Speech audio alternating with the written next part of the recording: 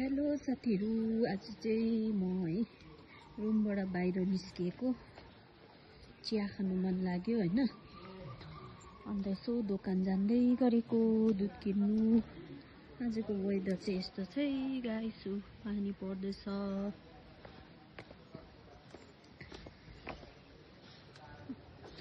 डरलाग्दो पानी आउनेवाला सम्भावना रहेछ। यहाँ पारी हेर्नुस्, धुम्म न धुम्म भइरहेछ।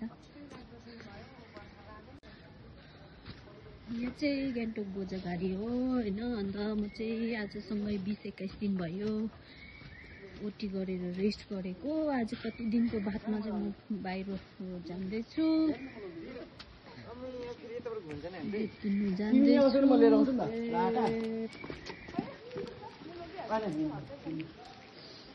पानी परिरहेको छ यहाँनिर चाहिँ हैन।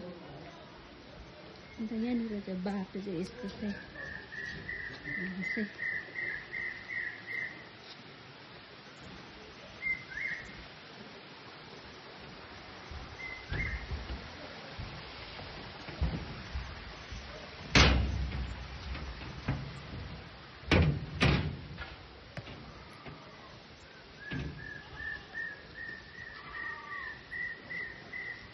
यस्तो छ यहाँ माथि चाहिँ घरहरू, यहाँनिर चाहिँ यस्तो छ।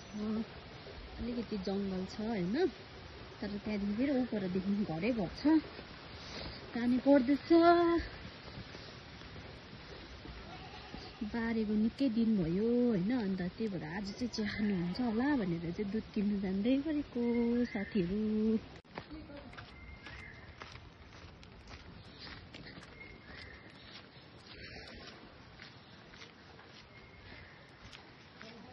पानी त निकै ठुलो आयो त। यता आइपुग्यो साथीहरु। रुमदेखि अलिकति तल गर्नुपर्छ है दोकान चाहिँ। दुध किन्नु जाँदैछु। पानी परिरहेछ, पुरा चिसो छ हैन, जाडो छ। आज म कति दिनको बादमा चाहिँ रोडमा निस्केँ है। अहिले चाहिँ निकै म यता हिँड्नु सक्ने भएको छु है। त्यही भएर रुममा बस्दै मात्रै भयो। हावा खाँदै दुध किन्नु आइरहेको छु। यो चाहिँ जिन्जर होटल है बोझाघारीको साथीहरु। हेर्नुहोस् है कति ठुलो छ है।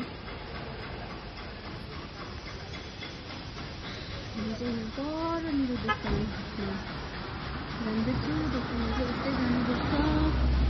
पानी परेको हेर्नु होला यो बोटमा।